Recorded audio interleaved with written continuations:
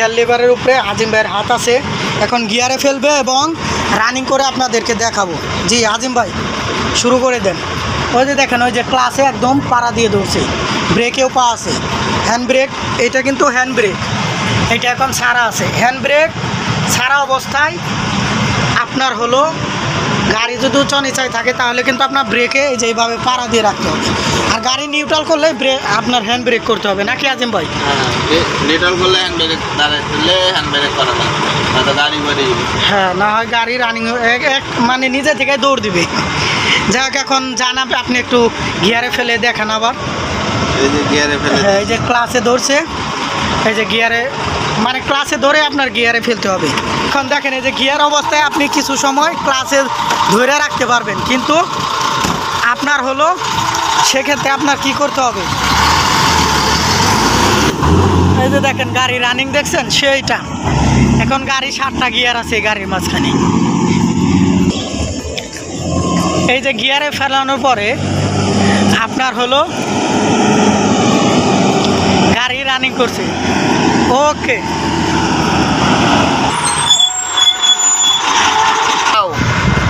হ্যাঁ গাড়িতে উঠছি, ঠিক আছে। আপনাদেরকে বোঝানোর চেষ্টা করছি, কতটুকু বোঝাইতে পারবো আল্লাহ ভালো জানে। গাড়িতে উঠে বললাম ঠিক আছে। এখন এই যে গাড়িতে ওঠার পরে আপনার কাজ হলো দরজাটা লক করে দিবেন, ঠিক আছে। লক করার পরে আবার এই যে নিউট্রালে ফেলছে আজিম ভাই, ঠিক আছে। এই যে নিউট্রালে করে দেখেন কোনো ব্যাপার না, ক্লাস ছাড়বে, এক্সেলেটার পাড়া দিবে, পাড়া দেওয়ার পরে গাড়ি রানিং হবে। আপনি গিয়ারটা চেঞ্জ করে আপনার এটা হচ্ছে গিয়ার লিভারটাই আপনার বলে দিবে।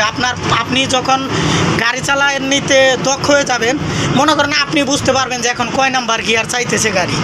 আর আপনি তার আগে যদি ঠেলেন শব্দ হবে, শুধু গিয়ারে পড়বে না। মানে রানিং অবস্থায় স্লো অবস্থায় একে দিবেন, আপনি একে দিবেন। এখন আমি যা বলছিলাম যে আপনি প্রথম অবস্থায় একে ফেলবেন, হালকা হালকা রানিং করবেন গাড়ি। যারা মোটর সাইকেল চালায় তারাও হয়তো বুঝতে পারবো যে হালকা হালকা গাড়ি রানিং করবেন। রানিং করার পরে আপনার হলো একটু রানিং হওয়ার পরে আপনি 3-এ ফেলতে পারবেন, 4-এও ফেলতে পারবেন। 2, 3, 4, 2-এর সমস্যা, 2 না, একে থেকে আপনি 3, 4-এও ফেলতে পারেন। আমার যারা পুরাতন ড্রাইভার তারা কিন্তু একদম দেখা যায় 3 নাম্বার 4 নাম্বারে ফেলে দেয়, সমস্যা হয় না, কিন্তু ওটা আপনার প্রথম অবস্থায় হবে না।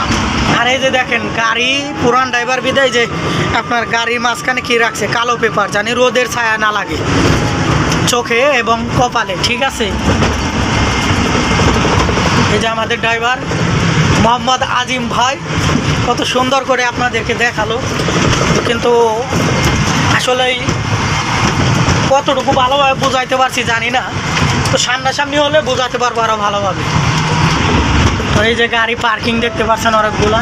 তো এখন আপনারা গাড়ি পার্কিং করবেন কিভাবে?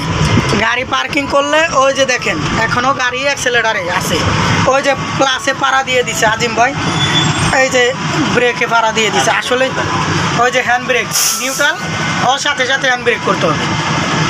এই হচ্ছে গাড়ি চালানো। আসলেই এই যে গ্লাস পেপারের কারণে এই গিয়ার লিভারটা ভালোভাবে বোঝা যায় না, সমস্যা নাই।